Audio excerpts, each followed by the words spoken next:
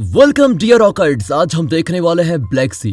Movie की शुरुआत होती है रॉबिन्सन नाम के एक आदमी से जो कि अगोरा कंपनी में सबमरीन कैप्टन की पोस्ट पर काम करता है। अगोरा कंपनी समुद्र में डूबी हुई शिप्स की खोज करती है और उन पर रिसर्च करती है। उस दिन अगोरा कंपनी रॉबिन्सन का कॉन्ट्रैक्ट रिन्यू नहीं करती है और उसे कंपनी से ये कहकर निकाल देती है कि अब उन्हें उसकी कोई जरूरत नहीं है। रॉबिन्सन हालांकि बहुत कोशिश करता है कि कंपनी उसे फिर से रख ले क्योंकि वो वहां पर एक दशक से ऊपर काम कर चुका है, पर कंपनी उसे फिर भी निकाल देती है और उसे उसका मुआवजा देने को बोलती है। बेचारा रॉबिन्सन पूरी तरह से टूट जाता है क्योंकि एक तो उसकी वाइफ ने उसको छोड़ दिया है और डाइवोर्स दे दिया है और ऊपर से उसकी जॉब भी चली गई है।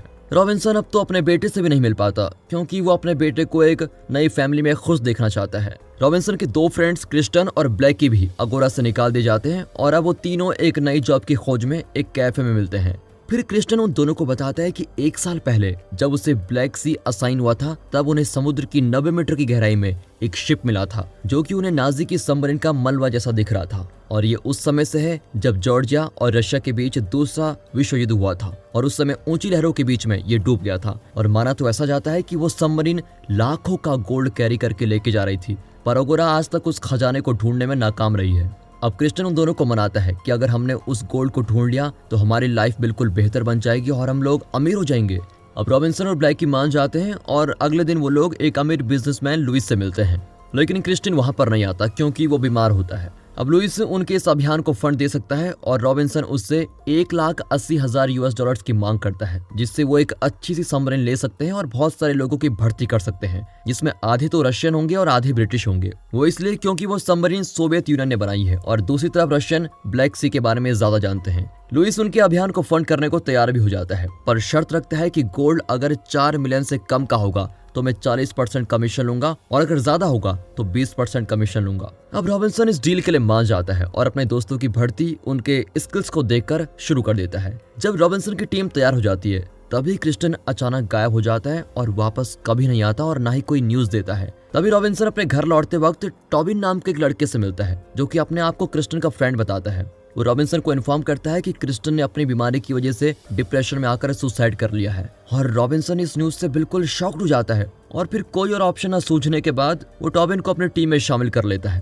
अब जब वो लोग पोर्ट पर पहुंचते हैं तो बड़े सरप्राइज हो जाते हैं क्योंकि जो उन्होंने सबमरीन खरीदी थी वो एक पुराने किसी सबमरीन के मलबे जैसी दिख रही है। रॉबिन्सन उसके अंदर जाता है तो वहाँ उसको 3 एस्केप सूट मिलते हैं, पर वो किसी को इसके बारे में नहीं बताता। फिर वो अपना अभियान शुरू करते हैं और ये अभियान बहुत ही रिस्की है क्योंकि उन्हें बार बार समुद्र के नीचे डाइव करना है और साथ ही अपना रेडियो भी ऑफ करके रखना है ताकि वो रशियन नेवी से ब्लैक सी में बच सकें। रॉबिन्सन अपनी टीम को बताता है कि जब उन्हें नाजी का खजाना मिल जाएगा तब उसका 60% गोल्ड सब में बराबर बंटेगा, लेकिन टीम के कुछ लोग इससे असहमत होते हैं और चाहते हैं कि गोल्ड सब में उनकी स्किल्स के अनुसार बांटे। और जो रशियन टीम होती है वो टॉबिन को अशुभ मानती है और उन्हें ऐसा लगता है कि टॉबिन के पास कोई एक्सपीरियंस नहीं है। टॉबिन हमेशा एक फोटो को देखता रहता है और तभी रॉबिन्सन जिज्ञासा से पूछता है कि टॉबिन तुम क्या देख रहे हो, और टॉबिन उसको एक फोटो दिखाता है और बोलता है मैं जल्द ही फादर बनने वाला हूँ क्योंकि मेरी वाइफ प्रेग्नेंट है।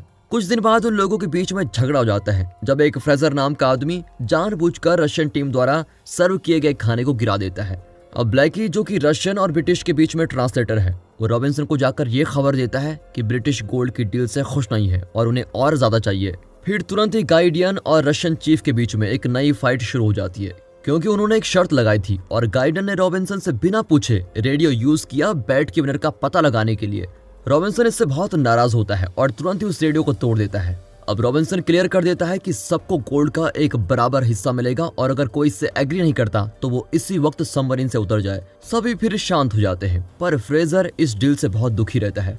वो अपना चाकू निकालता है और तभी टेडन को एक रशियन के साथ जिसका नाम जेत्सव है उसको सबमरीन की एक लीक की मरम्मत करने के लिए भेज देता है। टेडन हैंडल सही तरीके से घुमाना भूल जाता है और सबमरीन में एक और लीक हो जाता है जिससे कि पानी की तेज धार जेत्सव के फेस पर चोट लगा देती है। अब ब्लैकी टेडन को उसकी लापरवाही के लिए डांटता है और उसे ध्यान देने को बोलता है, पर फ्रेजर वहां पर आ जाता है और टेडन का बचाव करता है। ब्लैकी उसे पूरा इंसिडेंट समझा रहा होता है, तभी फ्रेजर उसको चाकू से मार देता है। ये तुमने क्या किया? और ब्लैकी नीचे गिर जाता है और उसके हाथ से ऑयल उस इंजन में गिर जाता है जिसे जेत्सव रिपेयर कर रहा होता है और सबमरीन में ब्लास्ट हो जाता है और सबमरीन ओशन के नीचे चली जाती है।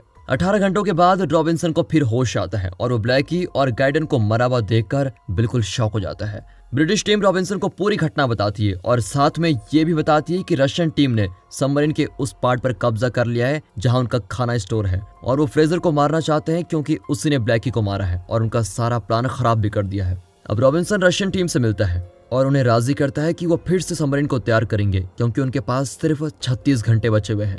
लेकिन किस्मत से रशियन टीम में से मोरोजो नाम का एक आदमी मिलता है जिसे अच्छी खासी इंग्लिश आती है और वो ब्लैकी की जगह पर ट्रांसलेटर का काम करता है।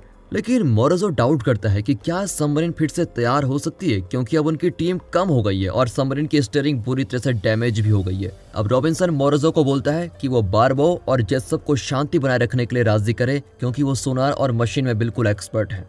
बारबो और जेसप साथ में काम करने के लिए राजी हो जाते हैं, पर जेसप प्रॉमिस करता है कि वो फ्रेजर को पक्का मारेगा जब वो सतह पर पहुंच जाएंगे। अब वो लोग आयरन की रॉड से आवाज बनाने की कोशिश करते हैं और फाइनली उन्हें किसी चीज का पता चलता है जो कि उनकी सबमरीन से ज्यादा दूर नहीं होती, पर उन्हें ये पता नहीं होता कि वो बस एक नाजी सबमरीन है या फिर एक पानी के नीचे कोई सैंड ड्यून है। फ्रेजर, टॉबिन और पीटर उसका पता लगाने के लिए नीचे डाइव करते हैं और 100 मीटर तक डाइव करने के बाद उन्हें एक सैंड ड्यून मिलता है। फ्रेजर यकीन मान लेता है कि ये एक ड्यून है, कोई सबमरीन नहीं, क्योंकि उसके निचले की सतह हिल रही होती है। अब वो लोग सोचते हैं कि उनका मिशन फेल हो चुका है, पर तभी टॉबिन वहां की सैंड को खोदता है और उसे नाजी का सिंबल दिखता है और वो नाजी सबमरीन निकलती है जो कि सैंड से छुप गई थी। फिर वो लोग तुरंत उस सबमरीन के अंदर जाते हैं और वहां उन्हें नाजी सोल्जर्स की खोपड़ियां मिलती हैं। सबमरीन के सारे कोने खोजने के बाद उन्हें 4 टन का गोल्ड मिलता है। फिर वो तीनों अपने सबमरीन तक गोल्ड को रील के सहारे ऊपर ले जाने की कोशिश करते हैं, पर गोल्ड बहुत हैवी होता है जिसकी वजह से वो गिरने लगता है। फिर पीटर गोल्ड को गड्ढे में गिरने से बचा लेता है, पर खुद ही स्लिप होकर गड्ढे में गिर जाता है क्योंकि उसका सेफ्टी रोप एक व्हील से टकराकर टूट गया था। लेकिन टॉबिन और फ्रेजर उसे बचा नहीं पाते और गोल्ड मिलने के बाद भी सबमरीन की तरफ लौट जाते हैं। सिचुएशन और भी खराब हो जाती है क्योंकि सबमरीन को चलाने के लिए कम से कम 9 लोगों की जरूरत होती है। अब वो लोग डैनियल को जबरदस्ती रेनॉल्ड्स को हटाने की बात करते हैं, पर डैनियल मना कर देता है और रॉबिन्सन से कुछ सीक्रेट बात करने को कहता है। अब डैनियल रॉबिन्सन को बताता है कि तुम्हें अगोरा कंपनी से निकालने से लेकर उस अमीर बिजनेसमैन लुइस तक पहुंचाने तक का सारा प्लान अगोरा द्वारा ही प्लान किया गया था। अब डैनियल रॉबिन्सन को यह भी बताता है कि क्रिस्टन अभी भी जिंदा है और उसे $30,000 मिले हैं तुम्हें और ब्लैकी को इस अभियान के राजी करने के लिए, और अगर तुम लोगों को एक गोल्ड मिल जाता है तो सतह पर अगोरा और रशियन नेवी तुम लोगों का वेट कर रही है और तुम्हें और तुम्हारी टीम को चोरी के इल्जाम में वो वहां पर अरेस्ट कर लेंगे। अब सारे लोग अगोरा की साजिश जानकर बिल्कुल आग बबूला हो जाते हैं और डैनियल को मारना चाहते हैं, पर रॉबिन्सन अपने आप को बचाने के लिए लॉक कर देता है क्योंकि वो लोग अपनी टीम में से बहुत सारे लोगों को खो चुके हैं और शायद उन्हें रॉबिन्सन की जरूरत पड़ सकती है। रॉबिन्सन फिर अपना प्लान बदलता है और टर्की के नॉर्थ में जाने का आइडिया सोचता है क्योंकि रशियन नेवी ईस्ट में है और वो दूसरे देश की सीमा में जाने का कुछ खास साहस नहीं उठा पाएगी। फिर रॉबिन्सन सबको अश्योर करता है कि वो लोग ऐसा कर सकते हैं क्योंकि वो यहाँ से खाली हाथ नहीं जाना चाहता, क्योंकि गोल्ड भी उनकी सोच से कई ज्यादा गुना है और ये सब अब सिर्फ उनका है क्योंकि अब वो ये गोल्ड अगोरा से शेयर नहीं करेंगे। सबमरीन की बैटरी पूरी खत्म होने में अब सिर्फ 14 घंटे बचे हैं और तभी उन्हें यह पता चलता है कि वो लोग समुद्र की काफी गहराई में आ चुके हैं, जो कि एक बड़ा खतरा है क्योंकि आगे सिर्फ 100 मीटर की दूरी पर एक घाटी है। मोरोजो रॉबिन्सन को पीछे मुड़ने को कहता है, पर फ्रेजर उन्हें सब छोड़कर ऊपर सतह पर जाने को बोलता है। फ्रेजर रॉबिन्सन से बहस करने लगता है और कहता है गोल्ड ने तुम्हें पागल बना दिया है। रॉबिन्सन फिर अपनी गन निकालता है और सारी टीम को अपनी अपनी पोजीशन लेने को बोलता है। वो उन्हें ऑर्डर देता है कि हम इस घाटी के बीच में से क्रॉस करने का रिस्क लेंगे जो कि 1 घंटे में पूरा हो जाएगा, बजाय इसके कि हम इसे पूरा घूमकर तय करें जिसमें काफी टाइम लगेगा। ध्यान से सुनो। अब डैनियल फ्रेजर को उकसाता है कि वो जेसप को मार दे क्योंकि सिर्फ वही है जो सबमरीन के इंजन्स के बारे में जानता है और अगर वो मर गया तो सबमरीन सतह पर आ जाएगी। फ्रेजर डैनियल की बातों में आ जाता है और जैसे ही सबमरीन घाटी के बीच का रास्ता लगभग खत्म करने वाली होती है तभी फ्रेजर जेसप को मार देता है और सारे इंजन्स तुरंत काम करना बंद कर देते हैं और किसी भी टीम मेंबर को इंजन की जानकारी अब होती नहीं। डैनियल रॉबिन्सन को बताता है कि जेसप का सर किसी चीज में टकराने के कारण उसकी मौत हो गई है। रॉबिन्सन समझ जाता है कि डैनियल और फ्रेजर ने जेसप को मार दिया है। अब रॉबिन्सन डैनियल को मारना चाहता है, पर बहुत सारी टीम मेंबर की मर जाने की वजह से वो उसको छोड़ देता है। एक टीम मेंबर इंजन को ठीक करने की कोशिश करता है, पर वो भी फेल हो जाता है और सबमरीन में विस्फोट होता है। सबमरीन फिर से समुद्र की गहराई में चली जाती है। इससे सबमरीन में काफी सारे लीक होल हो जाते हैं क्योंकि अब वो समुद्र तट के प्रेशर को झेल नहीं पाती। टीम मेंबर्स लीक को ठीक करने की कोशिश करते हैं, पर सारा का सारा पानी वहां से अंदर आने लगता है। जब रेनॉल्ड्स और बारबो वहां से भागने की कोशिश करते हैं तभी डैनियल जानबूझकर हैच बंद कर देता है, पर डैनियल को उसका कर मिलता है और उसकी बेल्ट हैच में फंस जाती है। वो खुद को बचा नहीं पाता और मॉर्जो से हेल्प मांगता है, पर मॉर्जो उसको डूब मरने के लिए छोड़ देता है क्योंकि उसी की वजह से सारे टीम मेंबर्स खत्म हो चुके हैं। मॉर्जो आखिरी हैच में भागता है और वहां रॉबिन्सन को 3 एस्केप सूट निकालते हुए देखकर वो शॉक हो जाता है। फिर मॉर्जो ये सब देखकर बहुत दुखी भी होता है क्योंकि रॉबिन्सन ने उन्हें एस्केप सूट के बारे में कभी नहीं बताया। फिर रॉबिन्सन उसे और टॉबिन को एस्केप सूट पहनने को बोलता है और वहां से निकलने को बोलता है। वो बोलता है कि मैं खुद इमरजेंसी ट्यूब की मदद से वहां से निकलूंगा। मॉर्जो समझ जाता है कि रॉबिन्सन खुद को हम दोनों के लिए सैक्रिफाइस कर रहा है क्योंकि बिना किसी के लीवर खींचे रॉबिन्सन वहां से निकल नहीं पाएगा। जब टॉबिन गोल्ड की एक बार भी अपने साथ लेके जाता है तब रॉबिन्सन उससे मना करता है क्योंकि एस्केप सूट इतने भारी गोल्ड के साथ ऊपर सतह पर नहीं जा सकती। जब पानी आखिरी हैच में भरने लगता है तभी रॉबिन्सन टॉबिन और मॉर्जो को ऊपर सतह पर निकालने के लिए निडल ट्यूब में डाल देता है। पहले टॉबिन और फिर मॉर्जो ऊपर सतह पर आ जाते हैं और देखते हैं कि समुद्र तट ज्यादा दूर नहीं है। तभी रॉबिन्सन के आने का वो वेट करते हैं, पर मॉर्जो उसे बताता है कि रॉबिन्सन ने हम दोनों से झूठ बोला क्योंकि इमरजेंसी ट्यूब को ऊपर लाने के लिए लीवर को किसी और को खींचना पड़ेगा। थोड़ी देर बाद एक और एस्केप सूट ऊपर आता है जिसमें रॉबिन्सन द्वारा डाले गए गोल्ड होते हैं और उसके सन और एक्स वाइफ की भी फोटो होती है।